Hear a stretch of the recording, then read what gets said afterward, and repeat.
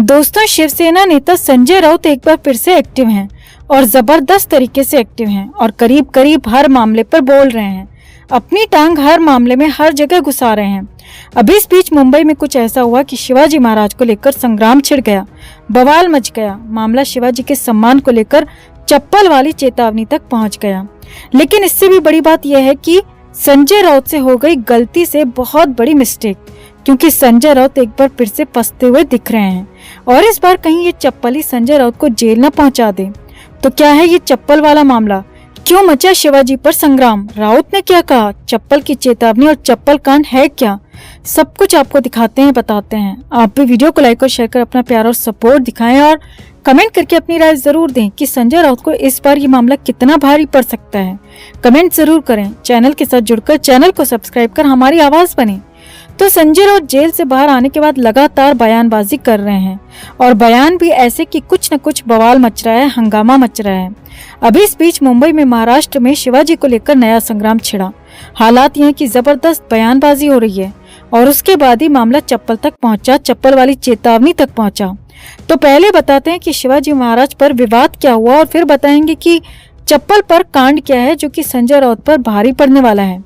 असल में महाराष्ट्र के राज्यपाल भगत सिंह कोश्यारी ने कुछ दिन पहले एक बयान दिया था जिस पर खासा बवाल हुआ। राज्यपाल कोश्यारी ने छात्रों के बीच पहुंचकर कहा था कि शिवाजी पुराने युग की बात हो गए हैं और नए युग में अंबेडकर और गडकरी हैं जिन्हें छात्र अपना रोल मॉडल और अपना हीरो मान सकते हैं। और यहीं पर विवाद खड़ा हो गया और कहा जाने लगा कि शिवाजी महाराज को पुराना बता दिया, उनकी तुलना गडकरी और अंबेडकर से कर दी। इतना ही नहीं, बीजेपी नेता सुधांशु त्रिवेदी ने एक बहस के दौरान कह दिया कि शिवाजी ने औरंगजेब से माफी मांगी थी और एक दो बार नहीं बल्कि 5 बार शिवाजी ने माफी मांगी थी, ये सुधांशु त्रिवेदी ने कहा।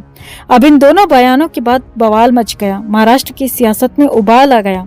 हालांकि बीजेपी की तरफ से इस पर कोई रिएक्शन नहीं आया, कोई बात नहीं कही गई, मगर बाकी पार्टियों ने मौके को लपक लिया और जबरदस्त हमला बोल दिया और यहीं पर संजय राउत भी बोल पड़े। संजय राउत ने तीखा हमला किया, लेकिन यहीं पर राउत से गलती से मिस्टेक हो गई, क्योंकि राउत तो जबरदस्ती बड़बोलापन दिखा देते हैं और यहीं पर चप्पल बीच में लेकर आ गए, जिससे उल्टा खुद ही फंस गए। संजय राउत ने कहा कि पीएम मोदी और अमित शाह शिवाजी महाराज की बात करते हैं और उनके सम्मान की बात करते हैं, लेकिन ये राज्यपाल और उनके प्रवक्ता शिवाजी महाराज पर सवाल उठाते हैं, उनका अपमान करते हैं। और यही नहीं, राउत ने मांग कर दी कि तुरंत राज्यपाल कोश्यारी को हटाया जाए, नहीं तो हम दिखाएंगे कि चप्पल क्या होती है, चप्पल मारो क्या होता है और चप्पल वाला आंदोलन क्या होता है। जी हाँ, संजय राउत ने राज्यपाल को चप्पल से जोड़ दिया और यहीं पर बवाल हो गया, हंगामा हो गया, क्योंकि संजय राउत ने चप्पल मारने की बात की और वो भी राज्यपाल को। जी हाँ, संजय राउत ने कहा कि वो चप्पल मारेंगे और चप्पल मारो आंदोलन चलाएंगे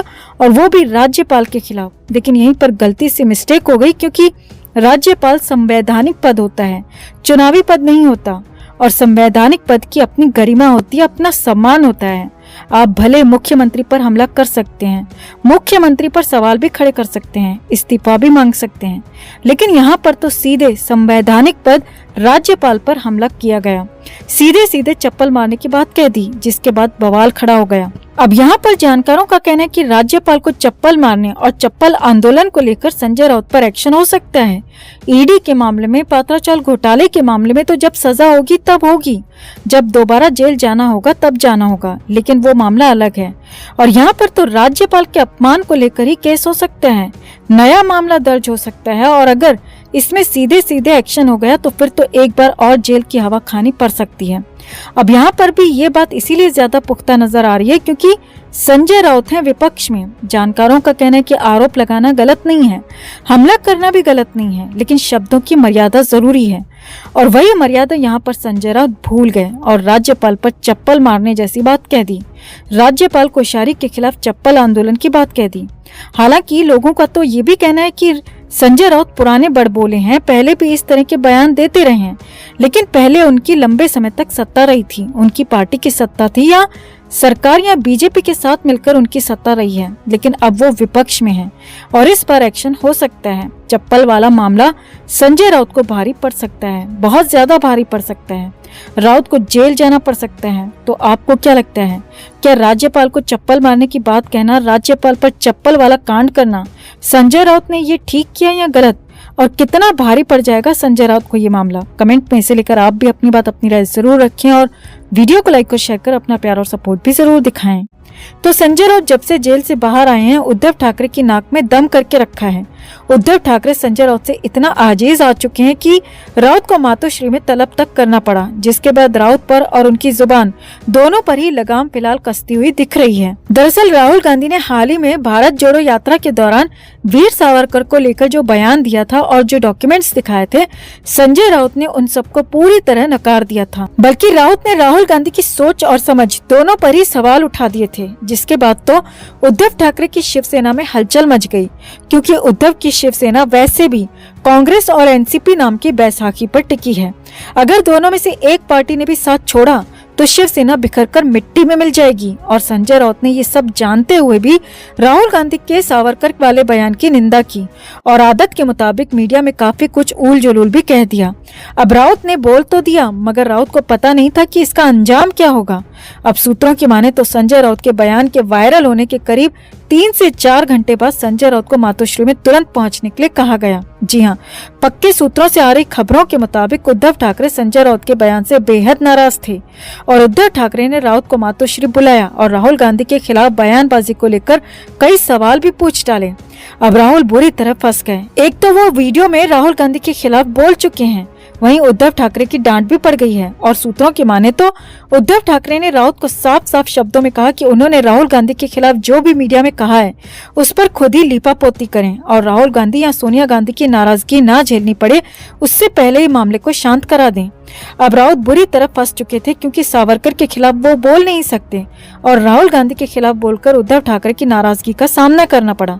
अब इसीलिए संजय राउत ने बेहद चतुराई के साथ एक बार फिर से मीडिया के सामने झूठ बोलकर अपनी बात को वापस लेने की कोशिश की। जी हाँ, वही फोन वाली बात जो कि राउत ने मीडिया के सामने कही थी, मगर वो बात भी झूठी निकली। दरअसल सावरकर विवाद के बाद राउत ने मीडिया के सामने कहा था कि राहुल गांधी ने उन्हें फोन किया था और उनके हालचाल जाने थे। मीडिया के सामने राउत का कहा एक एक शब्द झूठा था।